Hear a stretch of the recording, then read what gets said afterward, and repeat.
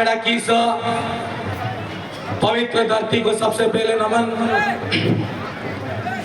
आदिवासी एकता परिषद के बैनर तले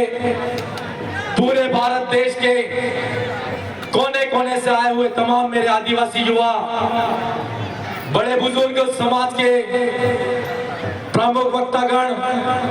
समस्त जनप्रतिनिधि, मेरे युवा साथियों, मेरी माताओं,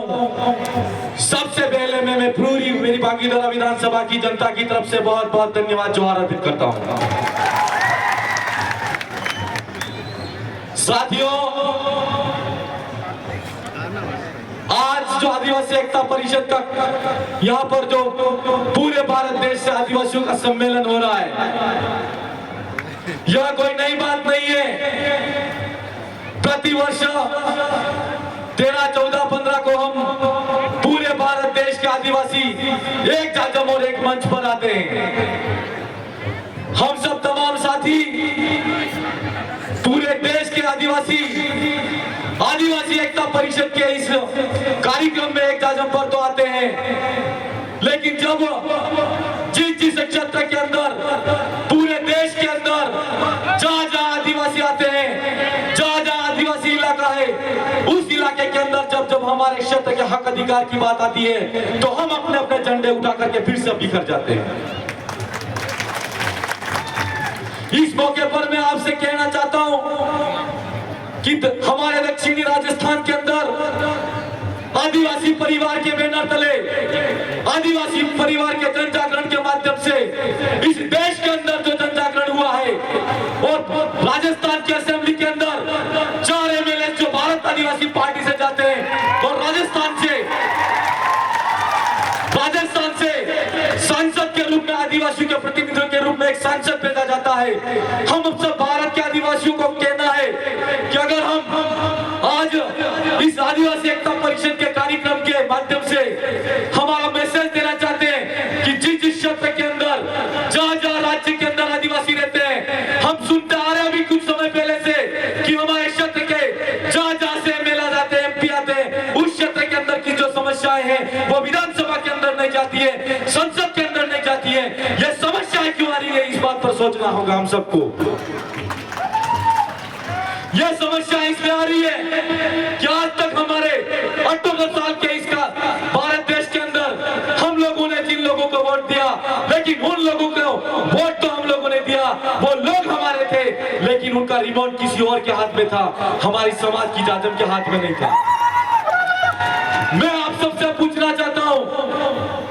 कि अगर जिस क्षेत्र से इस देश की लोकतांत्रिक व्यवस्था ने हम सबको हमारे प्रतिनिधित्व, हमारे हक अधिकार के लिए अगर किसी एमएलए को या एमपी को चुनने का मौका दिया है, तो क्या वो एमएलए एमपी पार्टी के प्रति उत्तरदायी होना चाहिए? क्या उस क्षेत्र के प्रति उत्तरदायी होना चाहिए?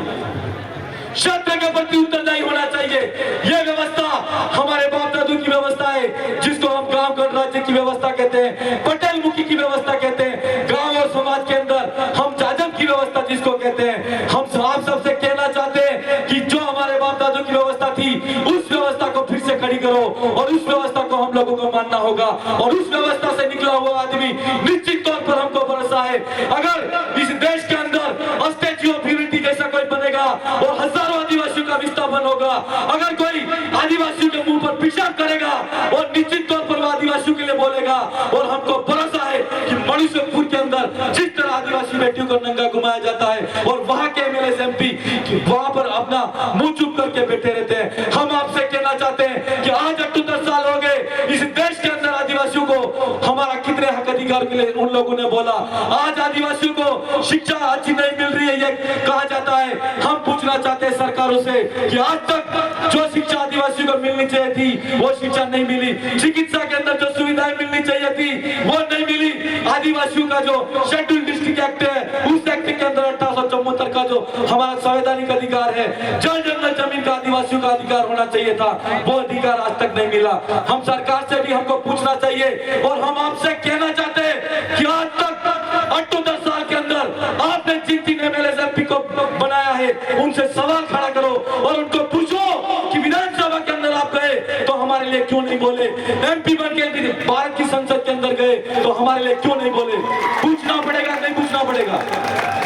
ये सवाल है हमारा आपसे। और हम आपसे यह भी कहना चाहते हैं कि आज आदिवासियों का अगर सरकार आजादी का अमृत महोत्सव मना रही है और सरकार ये कह रही है कि इस देश के अंदर विकास हो रहा है, हम सरकार से पूछना चाहते हैं क्या आपने रेलवे बनाई? रेलवे किसकी जमीन पे निकाली? आपने कॉरिडोर निकाले, कॉरिडोर किसकी जमीन पे निकाले? आज हम सरकार से भी कहना है और आप सबको भी सवाल करने का अधिकार और सवाल करना चाहिए कि आदिवासियों का जितना विस्थापन हुआ है इस देश के अंदर और आदिवासियों का जितना विनाश सरकारों ने किया है इतना किसी का नहीं हुआ। इसका मूल कारण यह है कि हमने हमारी जाजम व्यवस्था से हमारे एमएलए एमपी को नहीं चुना, हमने हमारे जाजम व्यवस्था से हमारे नेता को नहीं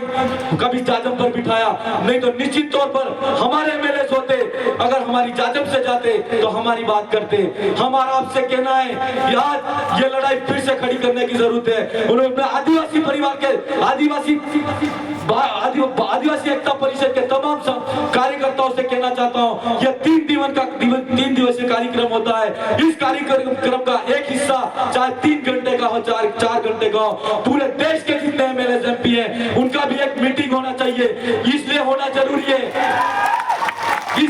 जरूरी है कि आप सब ने अपने असेंबली में जितने लोग आप पे विश्वास करके विधानसभा के अंदर भेजा, विश्वास करके आपको संसद के अंदर भेजा, आपने क्या क्या उनके लिए किया यह पूछना पड़ेगा। और इसके लिए आदिवासी एकता परिषद के तमाम कार्यकर्ता और टीम को कहना चाहता हूं कि मुझे चिट्ठी आ गई है, लेकिन निश्चित तौर पर मुझे भरोसा है कि आप जिस तरह से दक्षिणी राजस्थान के अंदर एक स्वतंत्र आवाज के रूप में स्वतंत्र रूप से हम लोगों ने हमारे वहां पर कारवा खड़ा किया है, निश्चित तौर पर आगे भरोसा है ये कारवा पूरे देश के अंदर बढ़ेगा। और इस मौके पर एक और बात भी कहना चाहते हैं कि जो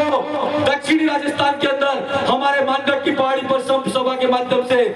गोविंद गुरु के नेतृत्व में आदिवासियों को मारा गया, वो पूरे उस इलाके की लड़ाई नहीं थी। आज हम जिस बानखेड़ा की धरती महाराष्ट्र से लगा के मध्य प्रदेश, गुजरात और राजस्थान इलाके के अंदर ये पूरे भील प्रदेश की लड़ाई है। और इस राज्य की लड़ाई के अंदर गोविंद गुरु का सपना था, उस अधूरे सपने को फिर से हमको पूरा करने के लिए एक साथ में एक संगठित होना है और भील प्रदेश की लड़ाई को बुलंद करना है। ये हमारा आप सबसे कहना है। साथियों, एक बात और कहनी थी कि इस क्षेत्र के अंदर हम जब आ रहे थे सूरत और भरूच के अंदर, मैं मध्य प्रदेश की सरकार से या मध्य प्रदेश की सरकार से भी कहना चाहता हूं और गुजरात की सरकार से भी कहना चाहता हूं कि हमारे वहां पर जितने भी बाइक गाड़ियां लेके आए, महाराष्ट्र सरकार ने वहां के सब लोगों के लिए टोल टैक्स फ्री किया है। जाते वक्त गुजरात की सरकार हो चाहे मध्य प्रदेश की सरकार हो, हमारी जो बाइक गाड़ियां वहां लेकर आए हैं उनको टैक्स नहीं लगना चाहिए, नहीं तो निश्चित तौर पर आने वाले समय में आपको पता लग जाएगा कि आदिवासियों की एकता क्या है। मैं आप सब तमाम साथियों ने और मंच ने और आदिवासी एकता परिषद ने हम सबको बुलाया और अल्प समय में मुझे बोलने का मौका दिया। मैं निश्चित तौर पर अगली बार फिर से मिलेंगे और बहुत ज्यादा जितने भी सामाजिक विचार है और इस पर चर्चा करेंगे। बहुत बहुत धन्यवाद आप सबको। जोहार, जय भील प्रदेश, जय आदिवासी, आप सबकी जय।